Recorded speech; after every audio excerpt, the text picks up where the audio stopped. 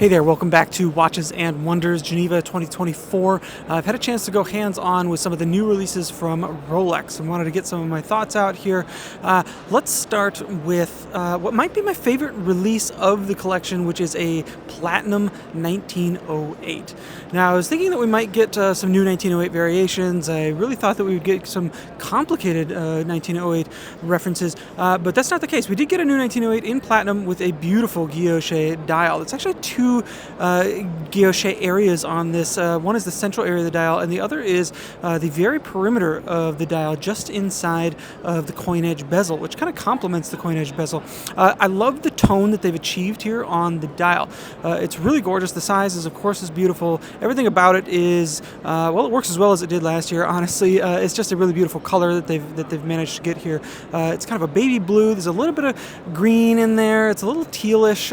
Wears exceptionally well. It still does have that exhibition case back. Overall, really love this release. It's about $30,000. All right, so let's talk about the GMT. This is the GRNR Gray Noir GMT. This is the latest addition to the family. It doesn't look like anything has been discontinued in the GMT family. This bezel is kind of a callback to the 116710LN that was discontinued a few years back. It has a black dial, the green GMT hand, and then the black and gray bezel. So this is the GMT that's going to fly under the radar more than anything else in the collection at the moment.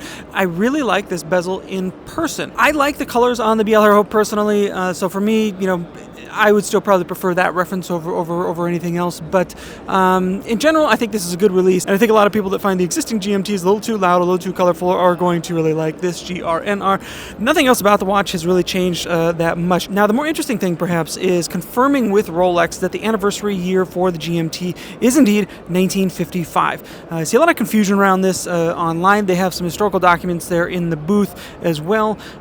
They are firmly in the camp that this is a watch that was introduced and released in 1955. So with that in mind, that would make next year an anniversary year for the GMT. So obviously keep an eye out for what that might look like from them. All right, the other watch that I wanted to talk about is that gold Sea Dweller. Actually, scratch that. It's not a Sea Dweller. It's no longer a Sea Dweller. It's only the Deep Sea. They have 3 separate dive collections now, is how they framed it to us. The Submariner, the Sea Dweller, and the Deep Sea. So this Deep Sea is, well, it's entirely constructed of gold. It is enormously heavy, as you might expect. It has that bright blue dial and ceramic bezel.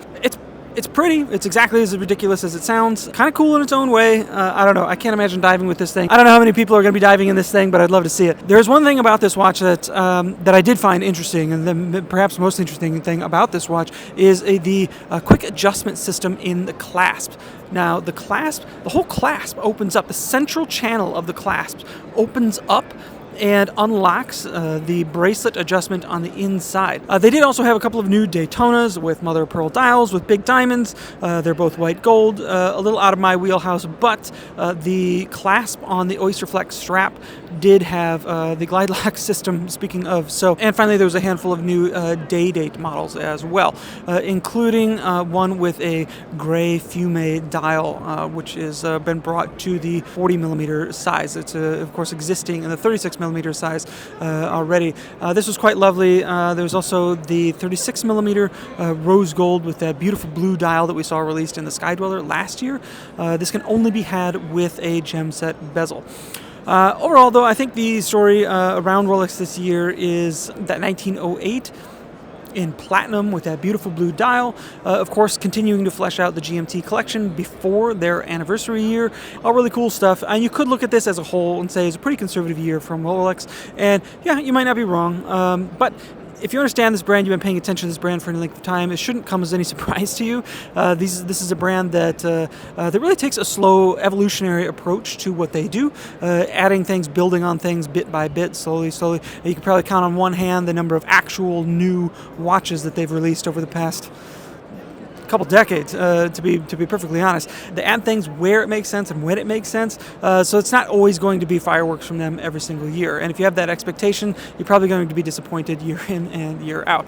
All right, those are the new releases and some of my first initial impressions of them from Watches and Wonders 24. But I'd love to hear what you think of these watches. What's your favorite watch of the show? What were you hoping to see from Rolex that you didn't see? What would you like to see next year? What do you think a anniversary GMT will look like next year? Do you think they will acknowledge it? I sure hope so. Anyways, drop your thoughts down in the comments below. I'd love to hear from you. Thanks so much for tuning in. We'll have much more coming from the show soon. If you enjoy this content, please leave a like, share, and if you're not yet subscribed, now's a great time to do so.